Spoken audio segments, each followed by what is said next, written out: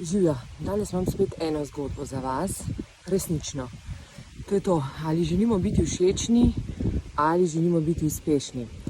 In stavek, kateri velja, ponavadi, da smo obdani s takšnimi ljudmi, kot smo sami, oziroma privlačimo takšne ljudi, kot smo sami. Če pa želimo rasti, pa se moramo obdati z uspešnejšimi, srečnimi ljudmi, zato da tudi mi rastemo. No, in sem želela vam deliti eno zgodbo, ki je tudi del mene, tako da boste malo slišali. Ko sem želela biti všečna, sem privlačila podobne ljudi, tudi v podjetje. To pomeni tudi ljudi, ki so želeli biti všečni, ki so želeli ustrezati drugim, ne ljudi, ki so hoteli biti uspešni.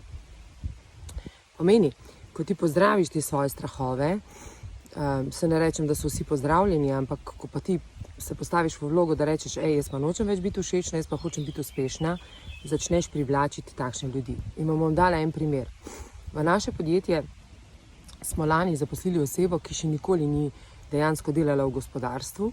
Pomeni, skozi celo življenje je športnik, ampak vrhunski športnik.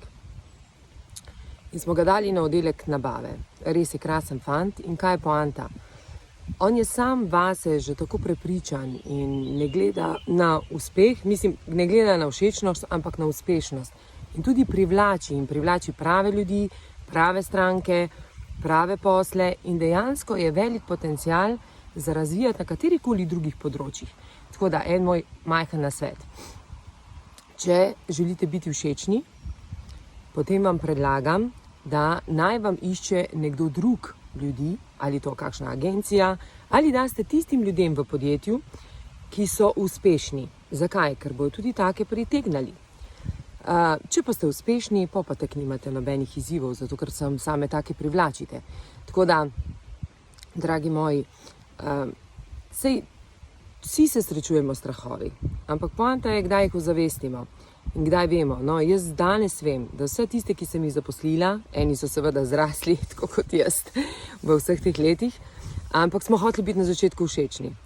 Potem smo bili obdani z različnimi strahovi in dejansko nam je to tudi potem pomagalo, ker smo skupaj rasli, da smo se zavedali, da je všečnost nekaj, kar je kratkotrajno, uspešnost je pa lahko dolgoročna.